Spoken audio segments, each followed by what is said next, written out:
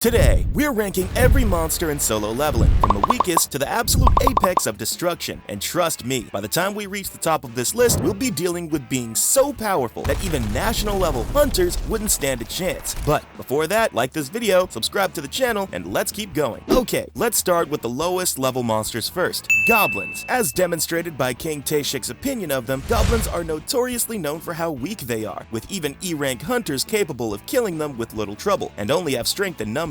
As a result, they typically attempt sneak attacks on their targets, and are regarded as very annoying by higher-ranking hunters. Next, we have steel-fanged Rykons, which are wolf magical beasts with steel fangs as their name suggests. They are extremely aggressive when they confronted Jinwoo, although they can feel fear, as one of them knew that he alone could not kill him, and brought back more of his comrades to face the lone hunter. Next, we also have Razor Claw Brigas. They have dark green fur, gray and beige skin on their face, bright red eyes with some black lines on their faces, have long arms and legs, and as their name suggests, their claws are extremely long and sharp. Now we also have Black Shadow Razan. They appear in groups along with the Razor Claw Brigas, with the Razans attacking from the ground and the Brigas ambushing from the roof. Next, we have Werewolves. Werewolves are a race of humanoid wolf monsters that Jinwoo encountered during his C-rank dungeon raids with Jin'o. They look a lot like how werewolves are described in the myths, with thick brown fur, sharp fangs and claws, long brown tails, and humanoid physiques. So, for these monsters, let's just put them all in D rank, as that is the lowest we have for now. Next up, giant desert centipedes. These are a race of centipede monsters that appear during the penalty zone. True to their name, they are gigantic centipedes with sharp mandibles, sharp teeth, brown shells, and 6 small white eyes. Although it's not made clear as to how powerful they were able to give Jinwoo a decent challenge when he got sent there while he was trying to clear the job change quest dungeon. As he was already at the level of an A rank at the time, it can be assumed that they were at least on the level of a B rank. So yeah, let's give them B rank. Next up, Hollow Knights. The Knights wield various weapons, swords, axes, spears, and etc., and are close-range fighters covered in heavy armor. The armor was strong, as Jinwoo had difficulty cutting through it. As shadows, the Knights became the Shadow Infantry of normal grade, each and every one possessing a level of strength comparable to C-rank hunters. Rising in ranks after many battles, many became elite grade shadows, possessing the same strength of B-rank hunters. So, if we consider a normal knight without turning them into a shadow soldier, I think C rank is good enough. Next, we have Red Gate Incident monsters. Let's start with ice bears first. Ice bears are a race of bears that are typically found in frozen environments. Although they share their white fur with polar bears, they differ from polar bears in that they are significantly larger, with some as big as army tanks, and much more hostile towards humans. Despite their primal appearance, ice bears are known to fight with a surprising amount of intelligence. They often attack in packs, using a mix of brute strength and their icy surroundings to trap and overwhelm their enemies. Their ability to coordinate with each other makes them even more dangerous in combat. Ice bears are often considered territorial creatures, fiercely protecting their domain. In dungeons where ice bears appear, their presence usually signals that an area is a frozen wasteland filled with other ice-based monsters. Defeating an ice bear is often a sign that a hunter has reached a dangerous, high-level part of the dungeon. When it comes to Yetis next, they stumbled into Kim Chul and his squad while they were looking for the dungeon boss. Due to the fact that Chul had foolishly chosen not to stock up on food, he and his squad members had starved over the past few days, and thus were in no shape to fight, let alone against Yetis. As a result, the beasts easily wipe them out in the ensuing battle. Having covered ice bears and Yetis, let's see ice elves next. Unlike most magic beasts, they possess human-level intelligence and are skilled fighters, wielding bows and daggers in battle. They typically use arrows with ice magic infused into them and are smart enough to ambush and attack their opponents from a safe distance. They also all seem to be able to use stealth collectively and appear to be very sadistic, as they take great pleasure in slaughtering humans. For the ice elves that Jinwoo encountered during the Red Gate incident, most of them were shown to be very arrogant and had a tendency to want to fight strong opponents. Upon realizing that Jinwoo was the strongest member of the group, one of the elves taunted him with a neck-slashing gesture before retreating, highlighting their bold and aggressive behavior as a species.